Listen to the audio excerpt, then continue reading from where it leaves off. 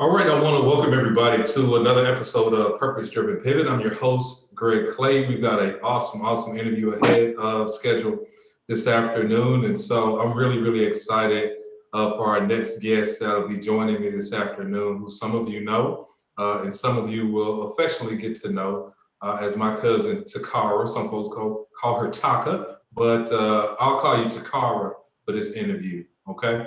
As just a reminder for folks, this is an interview series where I'm talking to remarkable people like Takara about their journeys and their purpose in order for us to learn a little bit more about their stories and their narrative, and also what motivates and drives them. And so we're in for a very special treat because I think the world of Takara. I'm so proud of her as her older cousin, and all the things that you will get to learn from her.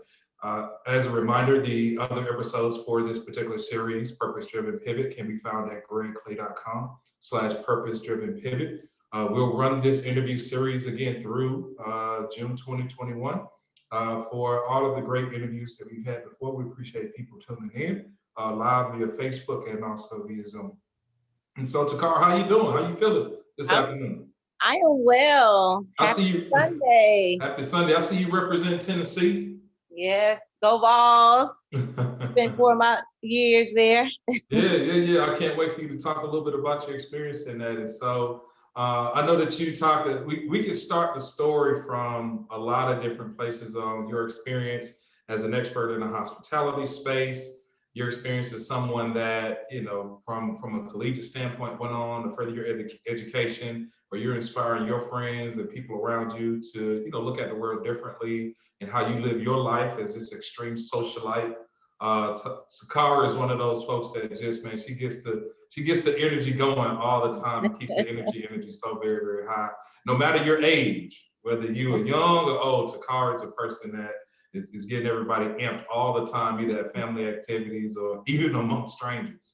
All right, so that's one of the things I love about you, your personality, and so I think it's a gift. I really think it's a part of your anointing, your personality. And so tell the folks a little bit about yourself. I see that we've got folks tuned in, a lot of familiar names, and some of our kinfolk as well. And so for those people that don't know you, tell a little bit about yourself, and you can go as deep as you want to, as surface as we kick things off.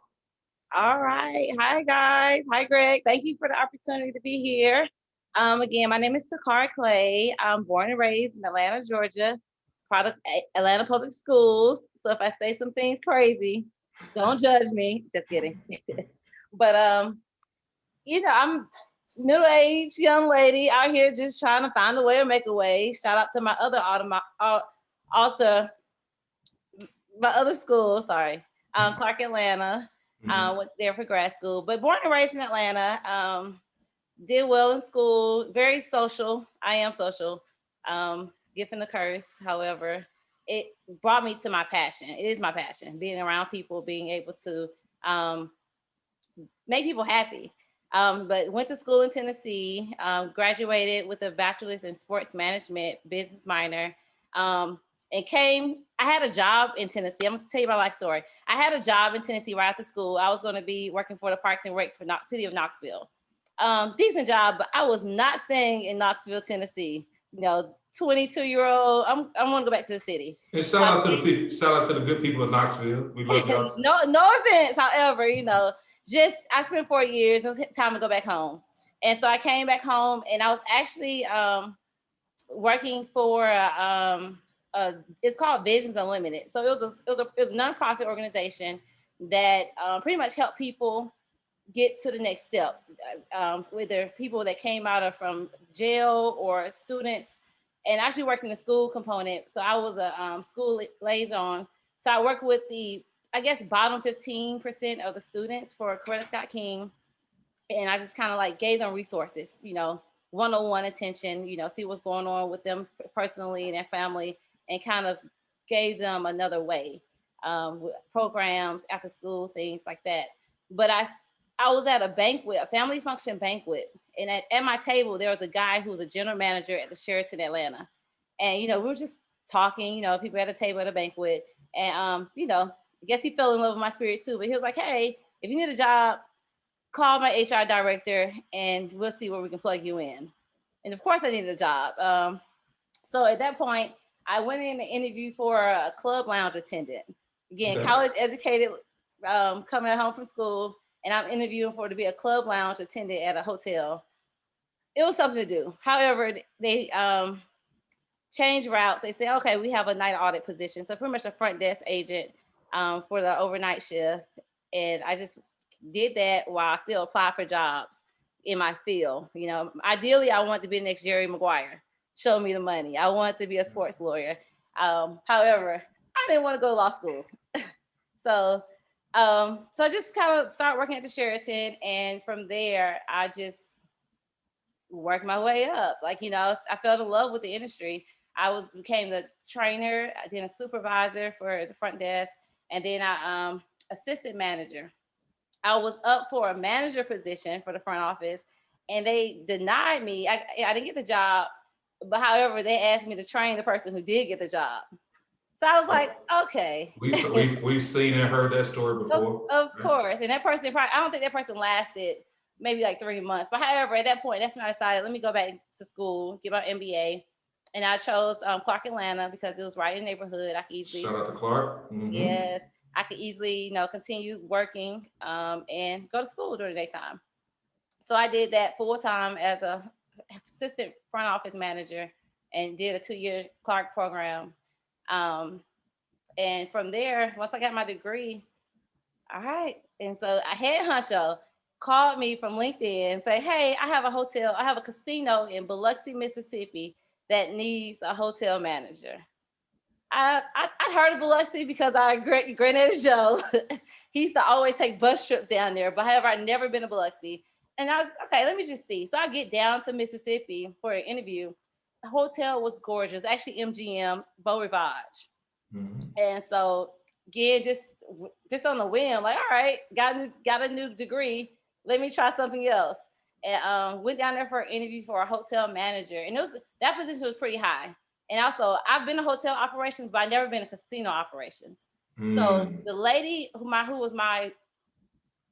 hired me, who I interviewed with, she said, the position that we have that I'm interviewing for is not it for you. You know what I mean? We need you to have a little bit more experience in the casino world. However, I have another position for you and we'll get you to that level if you want to take the job.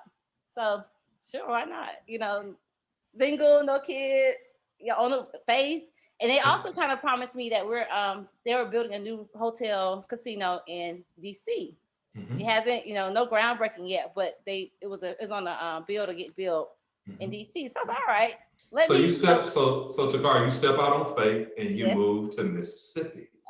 Before making that final decision, and you said, do I really, really want to move to Mississippi? From coming, going to school, coming back home, Atlanta, where your heart is, and even seeing that opportunity in front of you. Yeah, even seeing that opportunity in front of you. I mean, what was that like in saying, okay, let me dedicate on this path of going to Mississippi? Yes. Again, and it wasn't my first. I'm not shy to do something different. That's something about me. Like, I would try things, and if it's, I pray on things, talk to my close people that I truly trust, and I take a risk. And that's never been an issue for me. But because I think I have a full picture in my head. Like, even my freshman year of college, I knew every single class I would be taking to graduate. And I even finished a year early. So my last year of my college, University of Tennessee, I didn't have any classes. I was actually interning that last semester. Okay. My friends would be mad at me because I'm all just, all right, y'all, they studying for tests, and I'm, kind of going to quote unquote work. And they trying to keep up with you. Right, they can't. However, I've always been a planner, and I always kind of like weigh my options. I don't say I'm a risk taker, but however, I will take a risk, but I look at both pros and cons before I do anything. Sure. But yeah, so again, Takara's moving out of state again. And so next step was Biloxi, Mississippi. Got down there and kind of excel. I had 2 different positions, and I was there for 2 years, 2.5 years, and 2 different positions. And then when DC opened up, I opened MGM National Harbor. And that was a big project because open a casino. Absolutely gorgeous project too. I mean, Yeah. the harbor in itself is a pretty, it's a pretty ritzy area. But adding that casino, that gorgeous property there, I mean, in seeing that area before even the casino came in, I mean, it's just you go up there now and it's just a remarkable asset. hmm Hmm. So from at MGM Beau Rivage in Mississippi, I was the hotel operations manager um, for a year. I then I wanted to do something else because I had counterparts, but I want to do something. Let me stand out a little bit. So then I moved over to being a front services manager, Okay. well, assistant manager at that point. So front services consisting of being in charge of all the limo services, bill services, um, and valet and self parking. Okay. I was the first. My team was the first thing you saw when you came to the property. Okay. This hotel was 1,700 rooms. I had a staff of 122 people, and Mhm. like I said, bellmen, limo drivers, and valet. Majority of those people are men. So here's this young black woman, and again, I'm in Mississippi, so it was a mixed team, but majority of white Caucasian people. But and military people, because that's a military town. So, Okay. however, me coming to this area and young face, talk, in this new position it was pretty cool. Sure. But they received me well. I held my own, and I'm very fair. I was very fair to people, but however, I had a vision for the team of how I wanted the department to be. But I oversaw the department for another year and a half, and before I left Mississippi. Mhm. You got any questions about that before? No, no. I mean, yeah. I was going to ask you a little bit more about, your experience in Mississippi Uh-huh. as, this dynamic professional coming in. It's great that you mentioned, this dynamic around gender and working and leading in that space, which is so different. I mean, when you see, young ladies like yourself, especially Black women, get into leadership roles, you hear about those challenges, Mhm. right? But to hear you say, "Hey, I was a fair leader," and people respected me for that, I think that goes back to so many different things and why I am so proud of you around how you connect with people. Now, I know you had the challenges there, Yeah. right? And you can mention some if you want to for Sure. people that are listening, but for you to say overall, I was fair, I was getting to it, I was leading, and I got another opportunity for growth in the company, it kind of speaks for itself. Yeah. And it was, but it was very inspirational as well because again, I'm outside. Usually big hotel operations or any kind of company, they promote within. And MGM is a very strictly for trying to promote within. Um, Clearly once I got in, I got promoted several times. But however, me for originally getting to Mississippi, I didn't step on toes. However, my director at the time wanted some new, fresh ideas. Reason why they could call me. So I was very inspiration to the people that were trying to grow in the industry or just pretty much seeing a young black lady doing something that, they always had a, person that doesn't look like them being their boss. Mm. However, I look like them and I was, I actually cared about people. So I knew I had like a bigger goal. I wasn't just here to collect a check. I was Mhm. inspiring people. I'm, connecting with people, teaching them. I was very active on a lot of different organizations within MGM, with networking groups because again, that's my passion to help people, like from clientele, to internal clients, Mhm. to Mhm. internal employees. Mhm. So not necessarily dealing with my patrons that come into the hotel. I'm more concerned with the people that's working for Yeah. my team. Yeah, yeah. So you get this great opportunity in the DC metro area. So you start out hospitality, then go to Mississippi in the Bow. You got hospitality and also casino operations, which creates this whole other dynamic. Then you get the nod to open up one of their premier, really assets in the country, Mhm. in the harbor. Tell me a little bit about, some of Okay. the maybe intimidation of taking even the chance of going up that way versus staying in Mississippi. Mhm. So again, leaving when I got the position in Maryland, Oxon Hill / National Harbor, Maryland. Um, I was focused. Again, I had to create. I wasn't creating the wheel. However, I had the opportunity to do things how I want to do. It's my own department now. I had a director who oversees, but he didn't care. He was an older guy and love him to death. Still to this day, we talk. But however, he gave me the freedom. He empowered me, because he had like 30 years in the industry. He started as a bag boy to, being a director, going from the Mirage in Vegas to start a new property here for his own personal reasons. But however, he gave me the empowerment. And so at that point, I just knew I had to make a difference. I knew I had to, I had the opportunity to create how I want things to be. And that's what I did when I got to MGM, creating my own policies and procedures, doing my own training, recruiting. And with that being said, I met a lot of people who actually applied for my job. They could come and see, because, I was in charge of hiring. I hired my counterpart who was over a different department with me, but she was on my team. But again, I just saw a lot of things by background. It was a big learning curve as well, in that space, being a director and opened up a new casino in a whole different demographics. But again, something that challenged me, gave me something to do every day, wake up, got a purpose. Prior to the casino being open, I got there maybe in August of 16 and we opened in December. Like doors open live in December. So I had a very short time to actually get things implemented and get things together, hiring, training. Because again, the world was looking at this new property. Yeah. So again, I was director. My position at that point was a manager of front services. So again, my team is the first thing you see when you drive up, because that's the valet staff. First thing you see when you open the door, because we're the doorman, the bellman, front desk staff. So it was just like I had to make sure that my guys were polished, or knew the industry, knew what was expected of them in a world-known company, MGM Resorts. But however, breezing, it was a breeze. It was fun, fun training, and that was it. I stayed at MGM and for 3-4 years. MGM National Harbor, so 2016, and I left into 2019. It's a gorgeous property too. I think y'all did a phenomenal job on making that great first impression for that area, even as the industry began to evolve and change and things pivoted in different directions for the hospitality and casino industry overall. Right. And so, beyond the experience there at MGM, now you currently specialize in helping folks get their own visions off the ground in the hospitality space.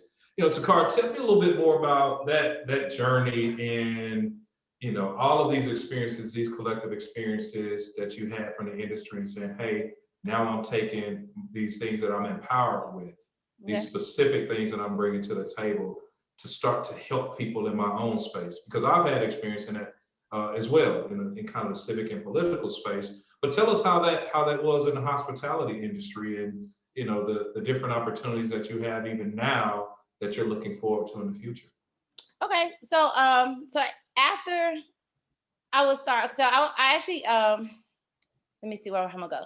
All right, so 2020 happened. This being very frank, 2020 happened, and I was like, okay, I knew I wanted to come back to Atlanta, but how? I don't want to working at a casino, then coming back to a regular hotel was like, it doesn't compare. Like hotel life by itself is always something going on, but casino life, it's times 3,000. Like it's always something going on in the casino world. Now they're all having this. Now let me get your perspective on. Georgia's been having this conversation about casinos and everything. Have you taken a position on that to say, hey, I'm ready for it? Or? Oh, I would definitely go back into the casino world. Okay. However, once I get, even like with MGM, they actually had they're trying to get the people prior to 2020 COVID. They tried to get us to kind of start going down, especially they knew I was from Atlanta. They started having the talks of, hey, we need you to probably go down and get in the community to get these votes going. Because again, they didn't get passed, the votes didn't get passed, the city didn't want it, or whatever it is. But they were starting here to get people down to, get the bill passed in Georgia. It's such an interesting conversation too, because then they say, well, you're in the Bible Belt and you're going to school in Tennessee. You're very familiar, and growing up in the South in general, people talk about gambling in a different way. But, from an industry perspective, an economy perspective, people kind of have these up and down opportunities or opinions about Mm-hmm. It's money. It's money. It's money. A lot of money. It creates jobs for sure. Like even so with MGM going to Maryland, PG County is where the casino is in Maryland. PG historically is probably one of the lower, is all, not all black, but it's it's an African American community county. And probably one of the lower levels. I don't know the stats, but we had to have, I want to say maybe 80% of our workforce living in PG County. Okay. So that was what it was a lot of stipulations that we had to do to get passed, to get those approvals to get the casino there. I didn't know that. Okay. And as a hiring manager, you are responsible for making sure the company stay. Exactly. Okay. That's a part of the job. I'm looking at things. This is a PG resident. Even working with vendors, we had to have, I think 30%, like 27% were minority vendors. Mm-hmm. So we can't even use, majority, based on our spend, they have to be diverse businesses. Mm-hmm. So they definitely put back into the community. And so that was the thing that MGM National Harbor was like a stamp that we can, if we did this here, we can do this in Atlanta. We can do this in other small places. And especially on the East Coast. However, so that's one reason why, they tried to get Atlanta done. Hey, we're going to put so much money back into the city. Majority, I'm not sure if I can get this out, like 50-something% of our slot machine winnings or income had to go back to the county or to the state. And that's a lot. Like pretty much, they're making $1, 56 cents going to the, to the state, so a city. So it's a big thing that they try to do. But getting to Atlanta, I wanted to, I think it'll do well here. But it's a lot of things that the city needs to do prior to being able to have a casino here. Yeah. And we can't leave PG County without me shouting out my family, Mrs. and Dr. Willard up there. Who was so pleased to hang out with you while you were up in that area. So shout out to the Willards. I'll see y'all. But it reminds me when we talk about the incentives and working with the community. So the only community I've lived in where casinos were really a part of the fabric of the economy was when I was in the Kansas City metro area.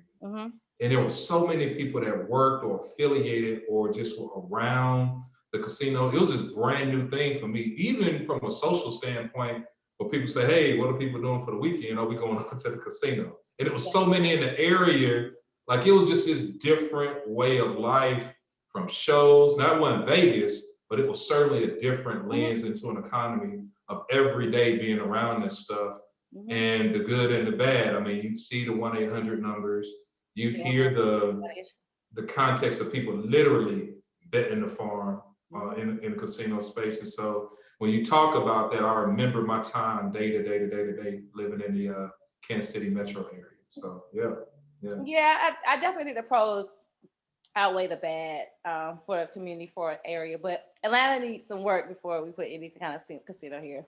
Okay. That's all I have to say about that. Maybe you lead that charge. I see you in this space, this flexibility. I'll be definitely down to help out with that project, but not yet. And do it the right way. I mean, exactly. You got your hands full, and so let's talk about that a little bit. I mean, I think it really is cool, and for those people that can learn from saying, hey man, I got this industry experience. Do I step out on faith and now provide these boutique services as a consultant, as a person in this space, like Takara did or like Takara is. And so you cross that threshold and say, hey, I'm going to help people get their vision off the ground. Tell us a little bit about that. Okay, so this is me personally, this is my life philosophy, like being good to people and networking. You never know where things may come at you, and that's how it happened to me. I'm literally, at home during the pandemic, and so I get a phone call like, hey T, you back in Atlanta? I was like, yeah. Who call you T? I didn't know that was one of your nicknames. He actually said Talk. Hey Talk.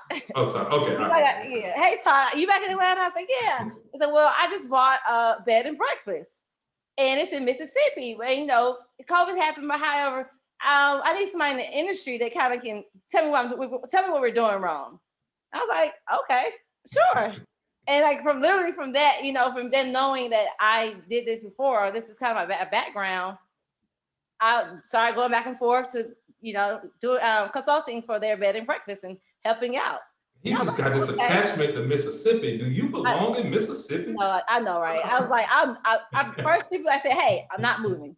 I'll go back and forth, but I'm not moving back to Mississippi again. No offense. But so, however, like, so it was an opportunity to just happen, like a phone call. All right, yeah, sure. And then from there, I'm like, all right, I'm I can do this. I know industry. And even prior to me, we used to have auditors come in and do inspections, like secret shoppers, things like that. And again, from those evaluations, we'll have to, change our operations based on those critiques. So again, I've been around it. So why not, just I guess embrace it. Yeah. So that happened, and then I started doing that, and other friends start calling like, "Hey, I have this idea. What do you think about this?" And um, Aerocat Services LLC became in effect officially in October of 2020, and Mm-hmm. Aerocat is my name backwards. Okay. It is. And it's in my email address for years, but I was trying to think of what can I do. But it's Aerocat Business Consulting, business services and consulting service, business and consulting services. Sorry. Mm-hmm. But that's what I do. I help small businesses out. Another little client I went to probably like 2 months ago. It was a free facial. It was a beauty school. I walk in there and I'm asking like, oh, how you guys get clients? And she's like, well, I really don't. But I need some help with that. And I was like, oh, well, I'm a business manager. I can help out with that. And she was Yeah. like, get out of here. I've literally been praying for someone. So again, this conversation, um, being open and Yeah. it happens, from there, making a business plan for her and things like that. So things I do, make business plans. I look at business structures and, have my recommendation. Again, as a consultant, I'm consulting. I'm recommending. You can choose it, you can't. But Sure. however, I give pros and cons. Again, like I said in the beginning, I'm a big picture person. Yeah. I look at the whole thing, not just like, all right, if I do A, that happened. No, if I do A, how will this affect everything around it? Mm-hmm. I talk to my brother, shout out to Zettler, all the time about watching the butterfly effect. Yeah. Have you ever seen the butterfly effect? Yeah. And shout out to Zet. Zet been going crazy in the comments too. Is he really? He shot out Maze High. He shot out the West Side. He shot out everything. So keep the energy high, Zet. I'm not going to look to distract me, but he however, like I watched that movie years ago when it first came out, but I look at that on every little thing, like how things can affect based on one decision. Of course, I got to make everything's going to have an effect on something, but I make my decision based on the best outcome that will benefit the majority, or not gonna say me, because I'm definitely not selfish, but whatever the mission of the goal is. Yeah. So it's about I'm that person that looks at the whole picture, and I think that's a pro with me consulting people, because I think outside the box with that. But so I'm happy with my decision. Will I ever go back to a 9 to 5? Sure, because I always have been. It's crazy we have this conversation, but I've always been like, entrepreneurship is not for me. I'm good with 9 to 5. I'm good. Give me, you know what I mean? Like, give me. I would love. I'm okay with climbing the charts to the highest I can be, and okay, benefits, everything else. Yeah. And I don't want to do my own thing. Always been my motto. But that's a part of the pivot too, right? I think that, when I think about even not knowing that about you, right? And I think about how you have naturally progressed up to this very point, and the different pivots that I've seen you make, even as a family member, like, that's a very different thing to do. I mean, that's not a normal type of scenario where you've got people that are leaning in often into these opportunities, which I think is a remarkable talent. Mm-hmm. I really do. And I feel like people trust my judgment. Like, okay, Takara just dyed her hair purple. She has a reason for that, Like, they trust that, all right, I have a bigger goal. Like, okay, I see something different. Even like me going to Mississippi. What you gonna do there? Like, however, bigger picture, I'm going to Mississippi to get to DC. And who wouldn't want to live in DC for a few years? Sure. But so even like recommend that, like, things I would like want to. My sermon is, think of things through, but kind of like what makes you happy. Everything I've done is like things that came natural to me, like talking to people, helping people, hospitality. That's me.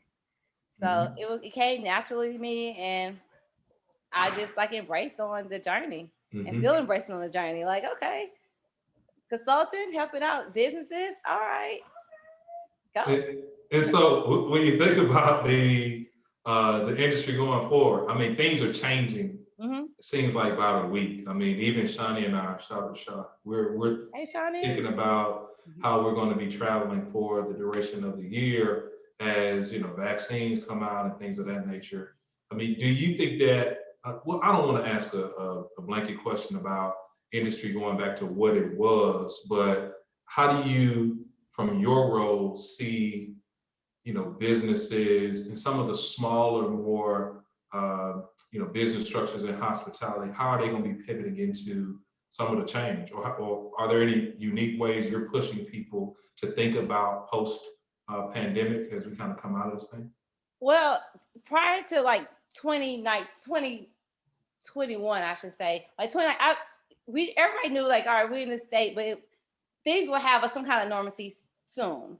It probably won't be any kind of normalcy what we're used to in the prior, but be ready.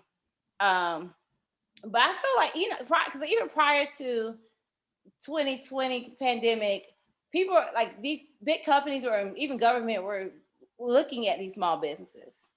So I feel like for small businesses, it's going to be very beneficial, or you know, just it's going to be good for them, because even like the city right now having so many grants for small business owners, or you know, beautification grants. Like, hey, if you want to do something and you're in this area, we want to build this up. So I feel like it's an opportunity now for small businesses, for unique businesses, especially with tourism, because people have been stuck. They're ready to get out. So if you have some kind of service or hospitality niche, this is the time, because people are ready to get out and do things. You know, me and my brother were talking about stocks yesterday. It's time to start, you know, getting it while it's low. I'm not sure how low things are now, but because once people start flying, once people start traveling, you know, all these these are industries that's going to get hit heavy. I was thinking about a lot of energy that folks are putting in things like Airbnb, hospitality. What are your thoughts about what's going on in that space? I mean, it's a lot on both sides of this dialogue related to how people make decisions when they come into a city, the amenities that they're looking for, the location that they're looking for, and now Airbnb, what they're doing. I mean, they're moving to a not their headquarters, but they're going to have a larger corporate presence in Atlanta. I know going forward, they made a big announcement. What are your thoughts on that? Of course, me being in it from a hotel operation, I was like, oh my gosh, Airbnb, that's something we don't want, you know, that's taking our business, that's taking our, you know, customers. However, it's good on both ends. But because you still have your traditional travelers when it comes to that side, you know, you still have people that want, you know, they want the turn down, they want, you know, the cleanliness of a hotel and the expectations of a hotel. If I go into a Ritz-Carlton, I know my expectations of Ritz-Carlton. So there's some things you don't compare. However, I like Airbnbs. I like, you know, based on the travel I'm doing. So I'm mixed. However, when it comes to business, of course, I'm always down for the hotel side, or even though with the bed and breakfast that I manage, you know, there are competitions. But however, the hotel industries, even with the bed and breakfast, we can get on Airbnb and market our rooms. And I'm seeing that a lot of that, even in Miami, or a lot of places, like hotels are actually putting their rooms on Airbnb. Really? Yeah. I know. I don't know. Well, even like the Fontainebleau in Miami, I was having to be on Airbnb because I'm traveling to Miami in the future. It was a hotel on Airbnb, and I was looking at the rooms. I said, "That's a Fontainebleau," you know. So they're touching every market. But however, you gotta do what you gotta do, conform, because people like Airbnbs now. You gotta excuse me, my lighting is, look, my folks gonna be like, what you doing with your light over here? This light is coming in on me. And so it's making me look all crazy. Daylight saving time. Yeah. Oh, yeah, they got me today too. They got me today, right? But yeah, I mean, Takara, I think you're spot on. I mean, these different ways to now look at how the industry is evolving, because in essence, it's, how people expect to travel and accommodations that they're looking for. It might not be the Ritz, or it might not be a suite, like an extended stay suite, but I'm certainly looking at how I can come into a space or town for 3 to 10 days or however, or even one night, and do what I need to do. Then I'm back home or back on the road, wherever I'm going. Yeah. Mm-hmm. Yeah. And again, the industry, they're thinking more of the customer. I mean, how to tell you always think of the customer, because that's who we have to, that's who pays our bills. But it's about like, if I was this person, how would I want to move? How would I, what would I want to see and make me book this room? Things like that. Good. I wanted to talk a little bit about, your motivations, and, of course, your talent around being in the hospitality industry, you being a people person. What are some of the things that really, really motivate you nowadays? Aside from just being in a business space, but just drivers right now. I mean, what are some of those things? But number one is definitely helping people. So even when I was actually working at a casino or working as this consultant, hearing people's ideas and getting them to where they need to be. Talking to one of my girlfriends yesterday, and she gave me one of her ideas. Can you hear me? Yep, I can. Okay, yeah, I don't see you. But she gave me one of her ideas, and like, hey, this is what I need help with. And from there, I'm like, you can do this, you can do that, you can do that. Like that knowing that, and that naturally comes it's natural to me. Like that gets me excited. Like, all right, how can I, take your little idea and make it to where you want to see fit? And then, of course, financially, like, okay, we both win. But helping people in their vision or getting things out of them, like to think outside the box, is my motivation. So I guess I fuel off of other people in a sense. But that's me. I've always been that way. I have my own natural light. However, getting, seeing someone's potential or even getting the potential out of someone is like something I thrive on. Is there anything in particular that you're reading right now, or anything that you read recently, like an article or something that came, and said, this is something I need to kind of look into? I do need to read more. I was gonna just start it. I need to read more. So I would highly recommend, my Instagram name is Talks. Y'all send me some books or send me some things, but I need to read more. Just the daily news and things in my industry that I do keep up with. But however, like expanding on that's something I do need to do. I'm gonna keep you to task on that. I'm reading a lot more. So one thing that helped me a whole lot was Audible. Audible, it's the audio book. It's got so many different things in there. A lot of books that you'll find that people might throw out there. Most of them are on Audible, but even if they're not, any titles that you want to throw Takara's way, DM her or let me know, because I'd love to check out those titles too. Yeah, I move so much. I'm on the road a lot, so reading, sitting down. So Audibles for sure. But if you're on the road, it'd be perfect. Then you're on the road. It's still no excuse, how things in a book, that's the key. But that's my goal. So definitely keep me. Yeah. So being back in Atlanta and all the development and things related to Atlanta, aside from even hospitality, I've got to ask you this as a native. What do you think about the growth of Atlanta? Both of us living in the core of the city, every day around us is cranes going, it's new stuff, especially where you are. It's growing so fast over kind of west of the city. Well, still in the core, but kind of west. What are your thoughts? I love it. I love to see it. I love to this progression of people people of the city. I feel like certain things are not growing as well, like with the crime. Of course, the bigger city, we got to keep up with that. And certain things again, are getting missed. Because you see crime around here. You see people. It's no kind of structure. It's kind of like organized chaos in a sense, but no, it's not even organized. It's not even organized, in my opinion. But so I love the way that the city is going. People are making money. Even the pandemic, before even the pandemic started, just seeing people are thriving here. That's why people want to be here so much. But I love to see it. Something I'm like, where does this come from? You know. And also in my mind, like, how can I get a part of certain other things? You know, so Sure. his always on a swivel, looking at other opportunities and things like that. Um, but it's an opportunity, land of opportunity. Like, find a way or make a way. Especially in Atlanta, is like key for that. Do you find a lot of your friends that live here taking more advantage of some of those opportunities, or people that are from here? Let me rephrase that. Versus, your network that may be from Tennessee that have moved here, or people that you've known, or friends that you've got that just moved here. As a native, I got to throw that out to you. Naturally, no, because of course, we like to be in our own little bubble.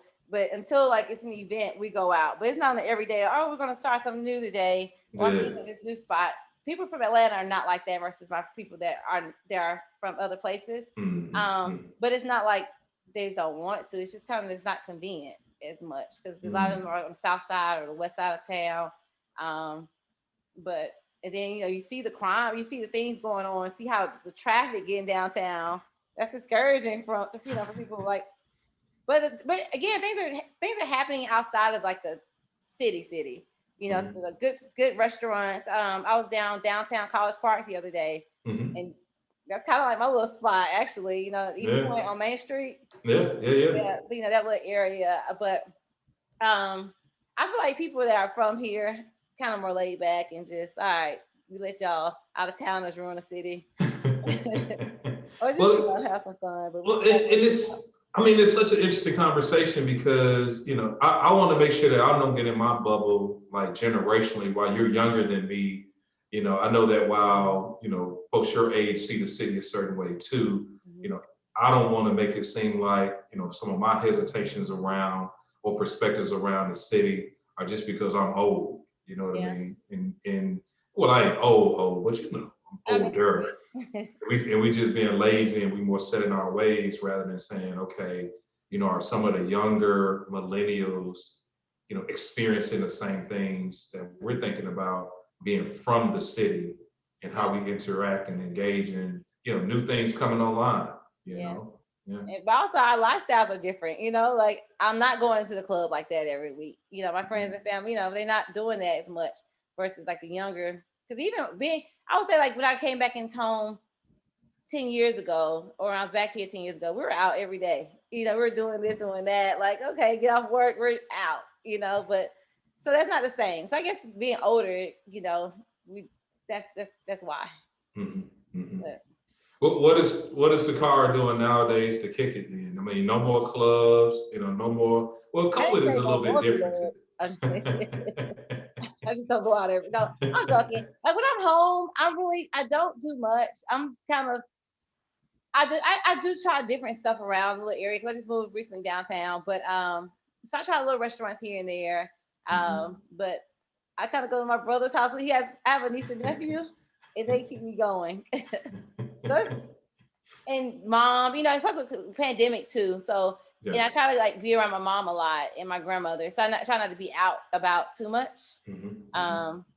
Just so I don't take anything back to them. So right now Takara is just trying to be a good citizen and not be in the streets too much. But just trying to get my brand together. Networking, talking to people. Again, a lot of people my age or my network are doing their own thing. Everybody has an idea in their head, honestly. Like, even my friends that like I would think that they have a great job. They're okay, but no, they have a business plan they want to get out.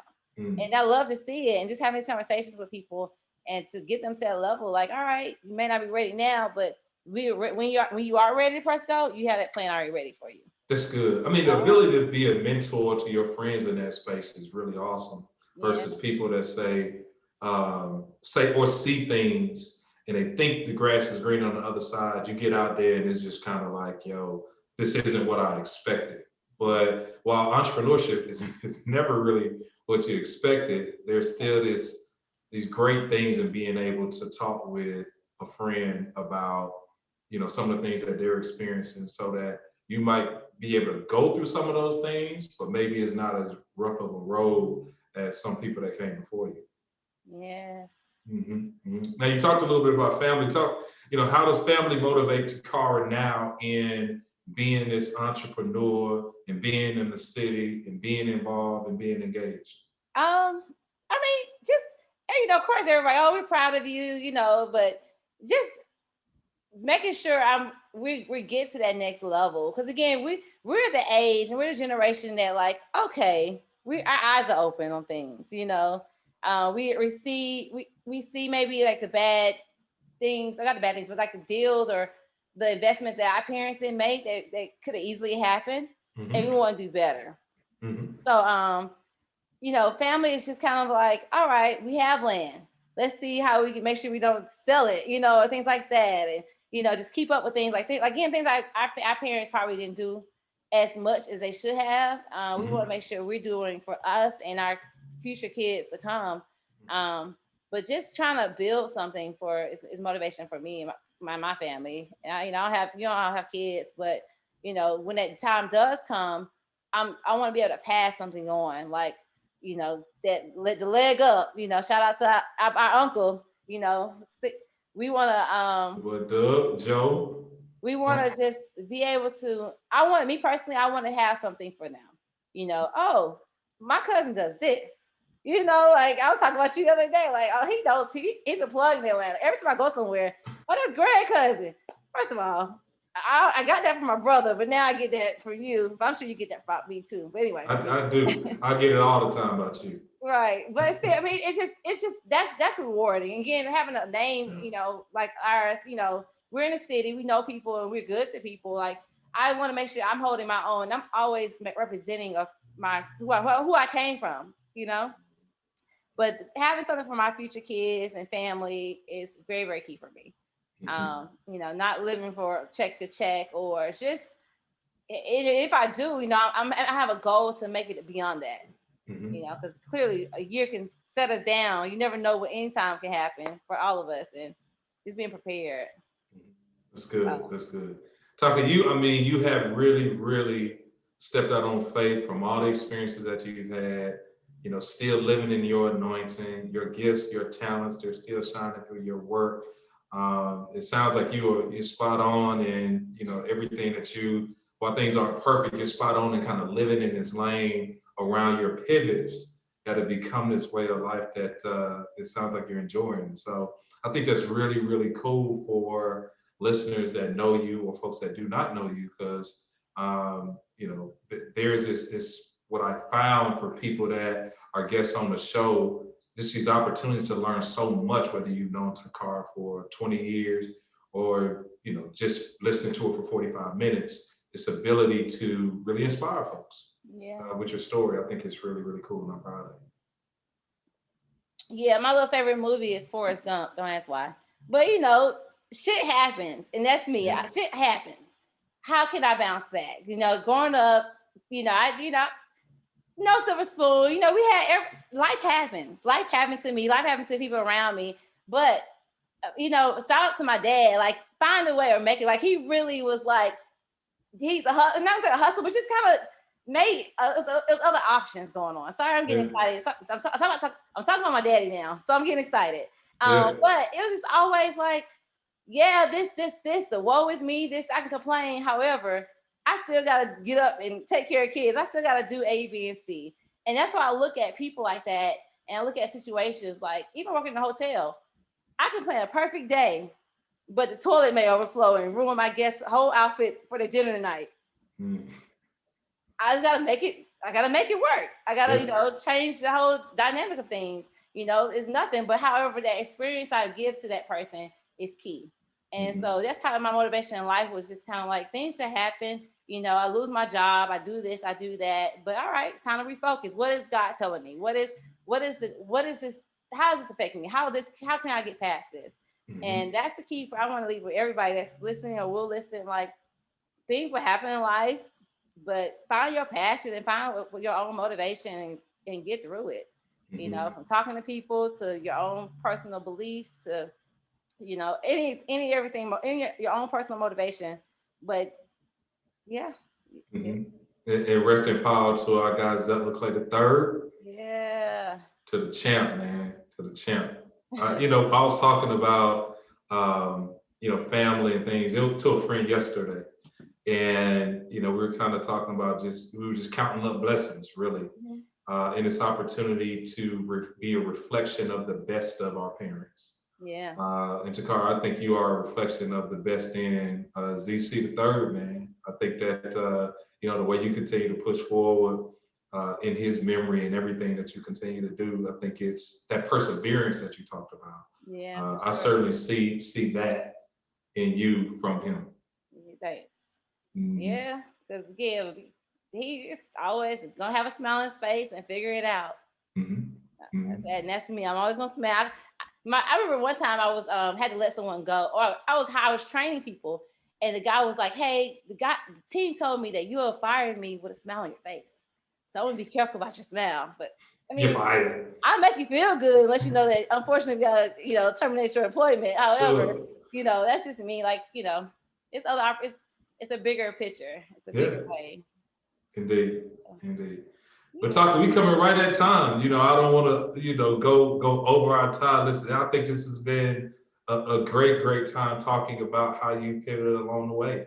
And I've even learned a whole lot more about situations and circumstances and opportunities and thinking that I knew, but I really didn't know. And so I appreciate you opening up and talking about some of those things related to hospitality, related to your journey, and how you see things going forward ahead. And so just is there anything else that you want to add to this conversation or this interview in context of things?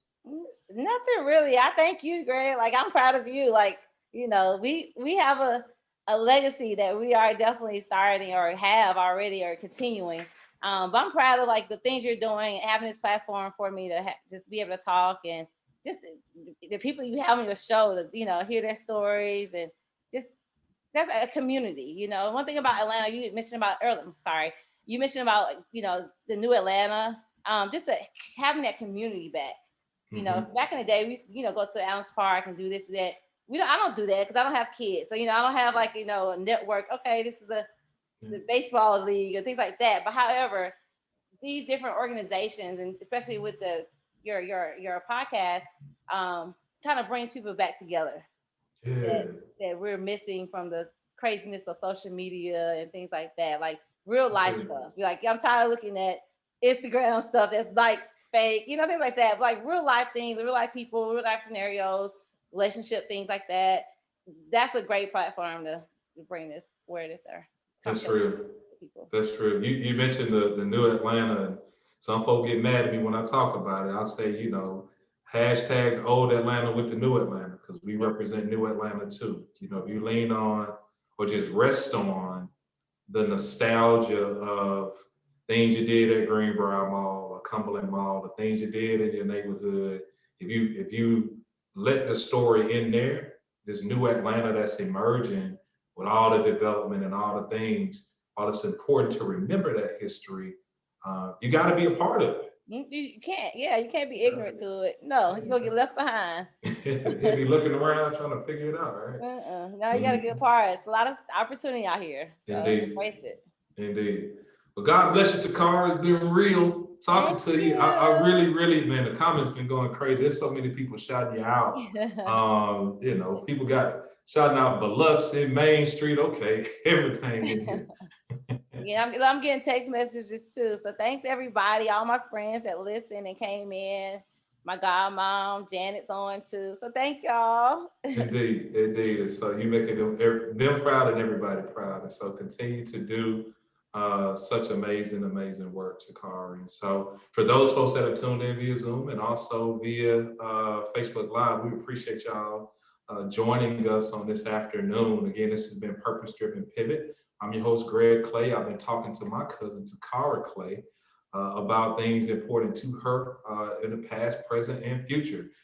You'll be able to check this episode out at gregclay.com/purpose-driven-pivot, along with the other episodes in the past that we referenced. And so thank you so much again for joining us, and we will talk to y'all soon. Takara, any last words? Anything else? It's Sunday Fun Day. I'm about to find a drink. Cheers to Sunday Fun Day. All right, y'all. Bye, guys. Y'all be good. Bye.